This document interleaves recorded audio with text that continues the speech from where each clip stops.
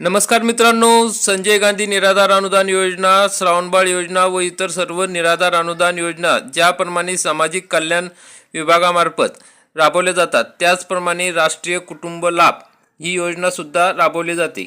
तर या योजनेमार्फत 20,000 रुपये दिले जाते। तर त्या संदर्भात आता निधी मंजूर करण्यात आलेला आहे। नवीन शासन निर्णय आलेला आहे, GR आलेला आहे। त्यानुसार आता राष्ट्रीय कुटुंब लाभ योजनेअंतर्गत जे पात्र लाभार्थी आहेत त्यांना 20,000 एक रकमी देण्यात येणार आहे।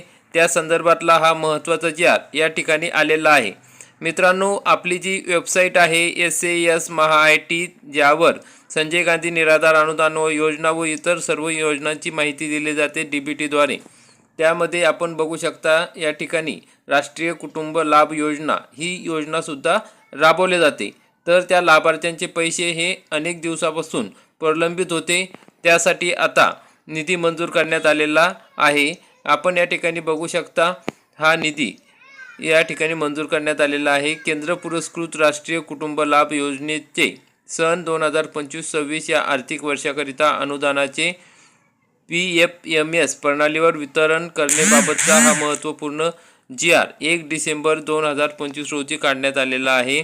तर या ठिकाणी आपण बघू शकता या योजनेअंतर्गत 23,56,00,000 एवढा निधी मंजूर करण्यात आलेला आहे।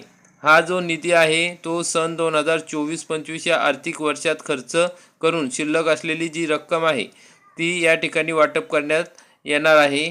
तर मित्रांनो, आता PMS प्रणालीद्वारे लाभार्थ्यांच्या खात्यात हे पैसे टाकण्यात येणार आहे। सर्व जिल्हाधिकाऱ्यांना तात्काळ हे पैसे लाभार्थ्यांच्या खात्यात वर्ग करण्यास सांगण्यात आलेले आहे। तर या ठिकाणी आपण बघू शकता जिल्हानिहाय यादी दिलेली आहे। तर कोकण विभागाची बघू शकता प्रत्येक जिल्ह्यानुसार रक्कमा दिलेल्या आहेत। या ठिकाणी नाशिक विभाग आहे, पुणे विभाग आहे, नागपूर विभाग, अमरावती विभाग, औरंगाबाद म्हणजे संभाजीनगर विभाग यानुसार आता ही 23,56,00,000 रुपयाचा हा निधी वितरण करण्यात येणार आहे। मित्रांनो, राष्ट्रीय कुटुंब लाभ योजनेअंतर्गत या ठिकाणी पात्र लाभार्थी कोण असते बघा, ही सामाजिक न्याय व विशेष सहाय्य विभागामार्फत राबवली जाणारी ही योजना आहे।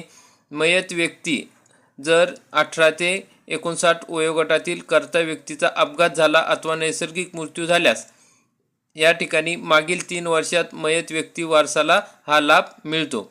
15 वर्षापासून महाराष्ट्राचा रहिवासी असणे गरजेचे आहे। दारिद्र्य रेषेखालील कुटुंबाच्या यादीत नाव समाविष्ट असणे आवश्यक आहे। कागदपत्र कोणती लागतात तर मयत व्यक्तीचा मयत दाखला झेरॉक्स, मयत व्यक्तीचा शाळा सोडल्याचा दाखला किंवा वयाचा दाखला, दारिद्र्य रेषेखालील कुटुंब असल्यास ग्रामसेवक गट विकास अधिकारी यांचा दाखला, रहिवासी दाखला किंवा शिधापत्रिका झेरॉक्स, राष्ट्रीयकृत बँक पासबुक झेरॉक्स, अर्जदार व मयताचे आधार कार्ड झेरॉक्स, मयत व्यक्तीच्या वारसबाबत प्रतिज्ञापत्र। तर मित्रांनो, केंद्र शासनाकडून एक रकमी 20,000 रुपये मयताच्या वारसास एकदाच दिले जाते। मग ही रक्कम मागील वर्षातील आहे। तर ह्या सर्व जे काही लाभार्थ्यांनी अर्ज केलेले आहे त्यांच्या खात्यावर ही तात्काळ वर्ग करण्याच्या सूचना या ठिकाणी देण्यात आलेल्या आहे आणि हा निधी मंजूर करण्यात आलेला आहे। तर मित्रांनो, अशा पद्धतीने हा महत्त्वाचा शासन निर्णय या ठिकाणी आलेला आहे। जास्तीत जास्त लाभार्थ्यांपर्यंत हा व्हिडिओ शेअर करा। व्हिडिओ आवडल्यास व्हिडिओला लाईक करा, चॅनलला सबस्क्राईब करा। धन्यवाद। जय हिंद, जय महाराष्ट्र।